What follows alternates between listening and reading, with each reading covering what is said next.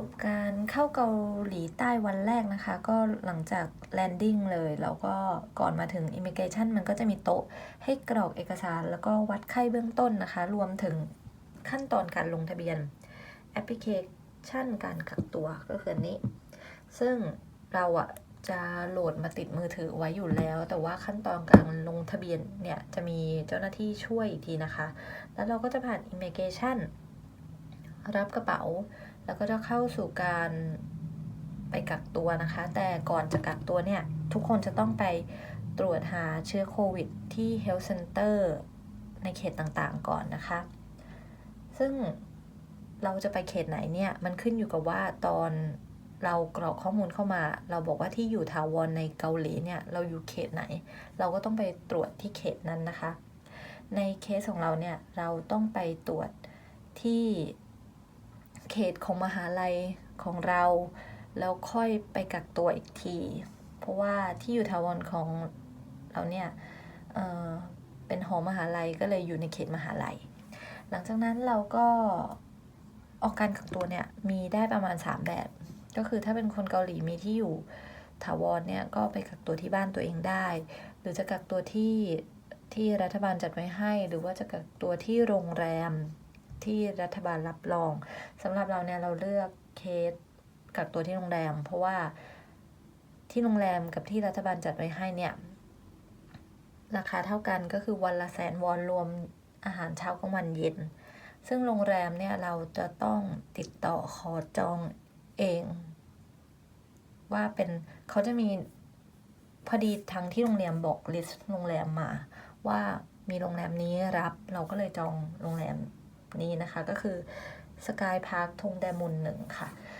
ส่วนที่รัฐบาลจัดไว้ให้เนี่ยไม่แน่ใจเหมือนกันว่าคือที่ไหนเราก็เลยเลือกมาที่โรงแรมนี้เพราะอย่างน้อยยังรู้ชื่อและโลเคชันว่ามันอยู่ที่ใดแน่นอนนะคะแล้วก็หลังจากจองอะไรทุกอย่างมาเสร็จนะคะเราก็ต้องเดินทางไปตรวจโรคที่ Health Center ที่เขตของเราโดยการเดินทางออกจากสนามบินเนี่ยคนที่เดินทางเข้ามาใหม่ไม่ได้รับการอนุญาตให้นั่งรถสาธารณะนะคะดังนั้นเราก็ต้อง1คนเกาหลีถ้ามีรถส่วนตัวก็ให้ญาติมารับขับมารับได้2รถบัสสนามบิน3แท็กซี่แบบพิเศษที่จะเป็นเหมานะคะเขาก็จะอยู่กับเราจนถึงที่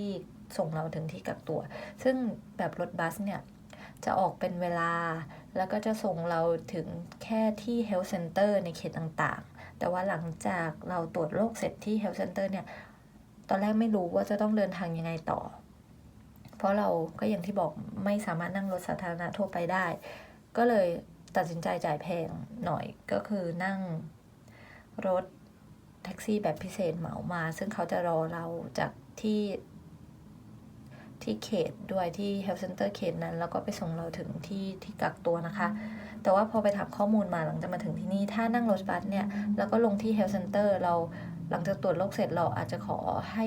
รถพยาบาลที่ Health Center ในเขตนั้นเนี่ยไปส่งเราในที่กักตัวได้ต่อแต่เราก็ต้องดูสเก็ตดูแล้วก็ตารางงานของรถพยาบาลในเขตนั้นๆด้วยว่าเขาจะออกเมื่อไหร่หรือเขายุ่งหรือเปล่าอย่างเงี้ยค่ะก็ไม่แน่นอนเหมือนกันคราวนี้พอเราไปตรวจโรคใช่ไหมคะที่เขตต่างๆเขาก็จะมีจดหมายให้เราเนี่ยย้ายเข้าไปพักหรือไปกักตัวในที่ต่างๆที่เราลงที่ไว้นะลงทะเบียนไว้นะคะแล้วก็จะมีให้อุปกรณ์ของใช้อย่างนี้มาแอลกอฮอล์เจลล้างมือหน้ากากอนามัยอย่างนี้นะคะให้มาใช้ระหว่างกักตัวแล้วก็เสร็จก็เดินทางมาที่กักตัวที่โรงแรมนี่นะคะสกายพาร์คทงแดมุน1เข้ามาเขาก็จะดูเอกสารกรอกเช็คอินไม่นานมากค่ะก็แล้วก็ขึ้นห้องมาเขาก็จะบอกว่าระหว่างกักตัวนี่เขาจะมีเก็บขยะแค่3 ครั้งดังนั้นในห้องเขาก็จะมีเหมือนถังขยะแบบปิดฝามีป้ายว่าแบบป้องกันเชื้อโรคหรือขยะที่ติดเชื้ออะไรอย่างเงี้ยนะคะมาให้เราแล้วก็เขาก็จะโทรมาคอยบอกว่ารอบเก็บขยะจะมีวันที่เท่าไหร่แล้วก็อาหารเขาก็จะมากดกิ่งแล้วก็วางหน้าประตูห้องเราก็ไปรับออกมาเข้ามากินนะคะประมาณนั้น วันนี้ก็เพิ่งเป็นวันแรกแล้วก็หลังจากที่ได้ทดลองใช้แอปพลิเคชัน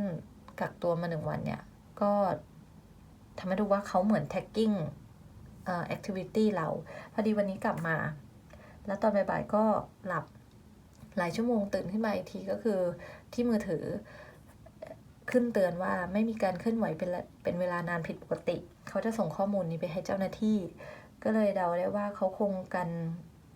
บุคคลที่กะจะหลอกว่าเอามือถือวางไว้ที่บ้านแต่ตัวออกไปลันล้าข้างนอกอย่างเงี้ยนะคะพอวางไว้นานๆเกินไปเขาก็จะจับว่าผิดปกตินะอะไรเงี้ยแล้วเขาก็จะส่งข้อมูลไปบอกทางเจ้าหน้าที่การกักกันนะคะแล้วก็เท่าที่รู้ว่าถ้าโดนจับได้ว่าโกหกเนี่ยเขาก็สเต็ปที่2เขาก็จะมีเป็นเหมือน wristband คราวเนี้ยจะอยู่ที่ข้อมือเลย tagging ว่าเราไปไหนทำอะไรบ้างนะคะแต่ถ้าผิดอีกก็เหมือนจะถูกส่งตัวกลับบ้านหรือว่าถ้าเป็นคนเกาหลีก็อาจจะถูกจำคุกหรือและปรับมูลค่าเท่าไหร่อันนี้จำไม่ค่อยได้เหมือนกันนะคะแต่ตอนนี้โอเคดีที่พักโอเคโรงแรมโอเคแล้วก็ได้อยู่น่าจะอยู่ได้สบายค่ะ